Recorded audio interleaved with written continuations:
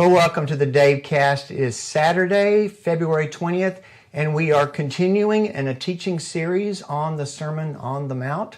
Back on Thursday at Conyers First, as many of you know, we had the homecoming service for a wonderful person and a great man of God, Mr. Tom Barnett. And many people were gathered at the church and even more over live stream to watch the service. And it was a beautiful and fitting tribute for Tom, who was so greatly loved and will certainly be missed by all of us who knew and loved him well. But needless to say, Mr. Tom's service was a much higher priority than premiering the DaveCast on Thursday. And so today we're going to be picking up where we left off on Tuesday. And so since it's been a minute, to remind us of the context, let me reread that section of the Sermon on the Mount as we continue with part 2 of loving your enemies. And so I'll be starting back in chapter 5, verse 38. You have heard that it was said, eye for an eye, tooth for a tooth. But I tell you, do not resist an evil person. If anyone slaps you on the right cheek, turn to them the other cheek also. And if anyone wants to sue you and take your shirt, hand over your coat as well. If anyone forces you to go 1 mile, go with them 2 miles. Give to the one who asks you, and do not turn away from the one who wants to borrow from you. You have heard that it was said, love your neighbor and hate your enemy. But I tell you, love your enemies and pray for those who persecute you, that you may be children of your Father in heaven. He causes his sun to rise on the evil and the good, and sends rain on the righteous and the unrighteous. If you love those who love you, what reward will you get? Are not even the tax collectors doing that? And if you greet only your own people, what are you doing more than others? Do not even pagans do that? Be perfect, therefore, as your heavenly Father is perfect. All right, so back on Tuesday, I spent a good bit of time talking about what this verse doesn't mean. And if you missed that, I'd encourage you maybe to go back and listen to it. But in a nutshell, loving your enemies, turning the other cheek, does not imply that we stay in an abusive relationship or a toxic environment and just continue to let them whack on us physically or emotionally. And so all that is foundational. Because I think that maybe that's where some people's modern minds might go when they read these words. And that's an unfortunate mistranslation of this. I don't want people to hear it this way. And so listen to Tuesday's video cast to get more about that. But now, what I want us to do today in this part 2 section is to drill deeper into that original context. And we talked about some of this a little bit on Tuesday. But remember who Jesus was speaking to, who were there, standing there on the mountainside that day. The audience would have primarily been Israelites who were living under the Roman government's oppressive regime with an occupying army. There might have been a few Gentiles scattered in here and there, and certainly there were members of the Roman guard who would have been there watching over them, ostensibly to maintain order. But this context of who is listening and how they would have heard these words is crucial to understanding and to the interpretation of these words of scriptures. And certainly, of course, there are many modern applications for us, but we need to understand this first in the original setting. And what would have been running through the minds of these Jewish people from Israel, primarily the listeners, living there under an oppressive Roman regime, because that's where their minds would have been. Those are the enemies that they would have thought of when Jesus said, love your enemies. That was the context, because they hated the Romans. They longed for their freedom. And that's why many of them were looking for a Messiah. They were looking for Jesus to be that kind of Messiah who would lead a military coup and run the Romans out of Israel and reestablish Israel as a sovereign nation. And so this occupying army that was there, they were mean and abusive and oppressive, but there were also certain limits by Roman law on just how mean and how abusive they could be. For example, by law, they could conscript any Jew they wanted to stop whatever they were doing and carry their gear or their water or whatever for 1 mile. For 1 mile. But that was it, just 1 mile. Because I guess making them carry it more than that was considered inhumane and excessive. But think about it. Being able to treat them as second-class citizens and requiring them to carry their stuff, I mean, that was already inhumane. That was already oppressive. I don't care what the practice was or what the law was. It just was. It was like having African Americans sit in the back of the bus back in those days. You know, that might have very well been the law of that day. That might have been the cultural norm that people had been taught. But it wasn't right. And it needed to be exposed for what it was. And so it's like those Roman soldiers. I mean, they probably didn't even think a thing about having a Jew carry their stuff a mile, you know. After all, they're Jews. They're second-class citizens. That is completely our legal right to do that. And so it needed to be exposed. And so if you're a Jew living at that time, what do?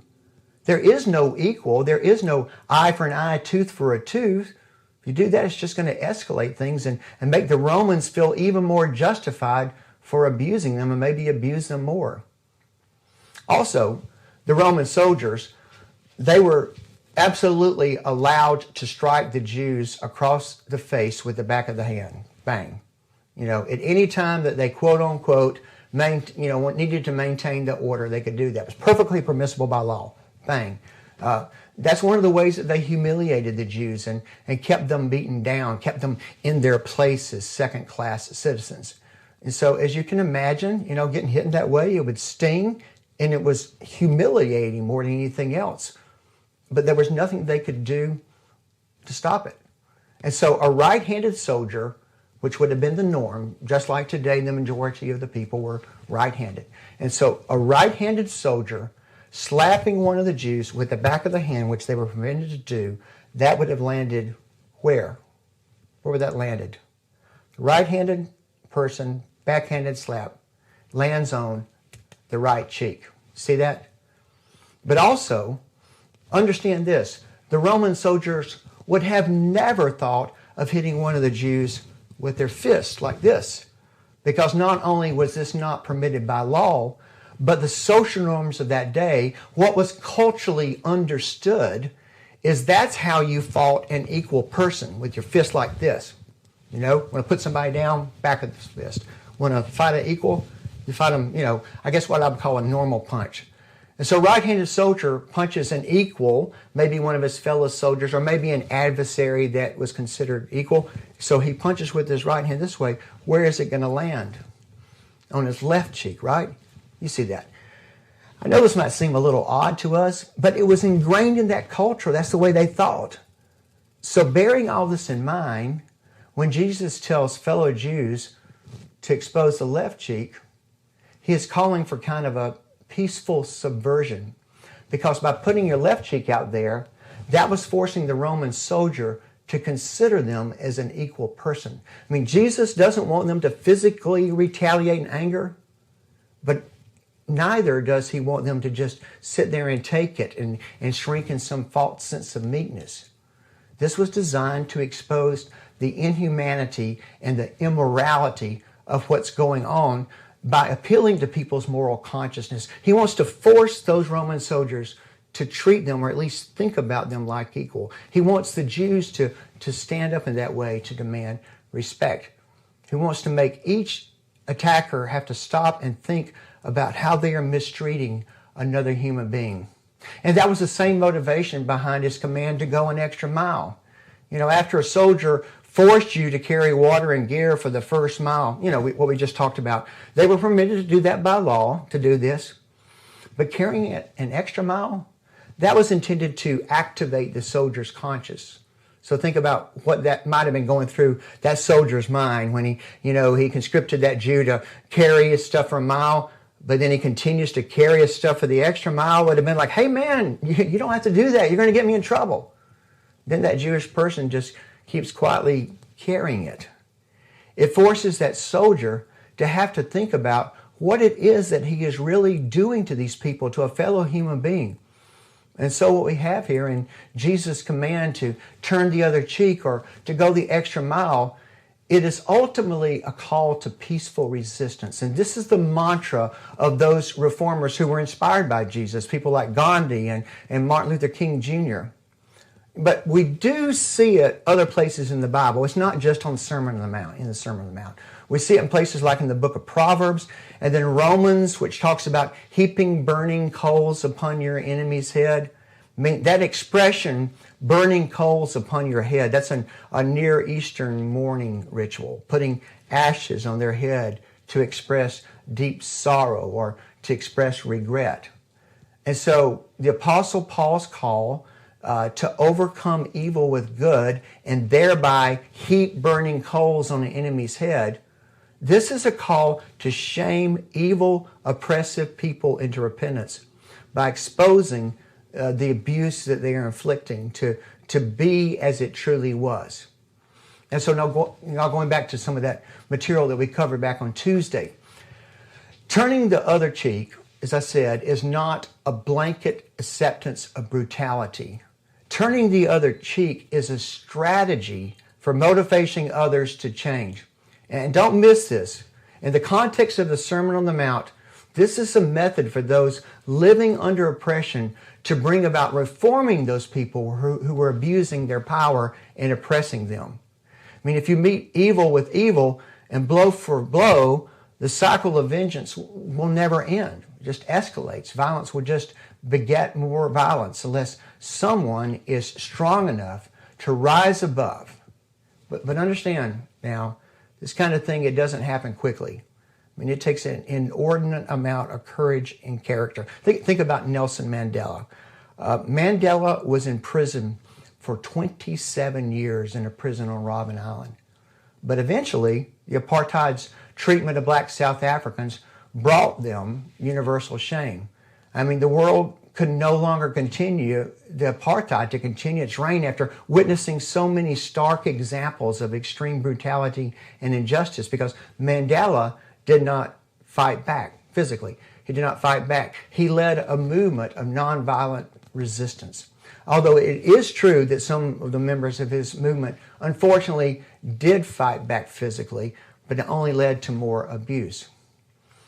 And don't miss this, Mandela also didn't silently submit to the existence of an inhumane treatment. He stood up, he raised his voice, he took it on the chin and turned the other cheek, and in doing so demonstrated the inhumanity of those aggressors. And eventually, thank God, an entire country was changed because he did that. And so peaceful subversion is one of among many of Jesus' plans for changing the world. And we will miss it if we misunderstand his cultural context and just rush too quickly to force these verses into our contemporary context. Jesus didn't command us to get beat up. He commanded us to activate people's consciousness of injustice. All right, so let's stop there for today. Next Tuesday, we'll be moving on into chapter 6, where Jesus says, be careful not to practice your righteousness in front of others or to be seen by them. If you do so, you will have no reward from your Father in heaven. So those are some good verses and some good stuff for us to look at. So that's next Tuesday. Tomorrow, our services at Conyers First will be online at 11 on YouTube and Facebook and through the phone streaming service. It's the first Sunday of Lent. And I'll be preaching on Matthew 4, 1 through 11, which is the temptation of Christ. So I look forward to that. And I look forward to hopefully being with you virtually for worship tomorrow. But until then, until next time, keep bringing the hope.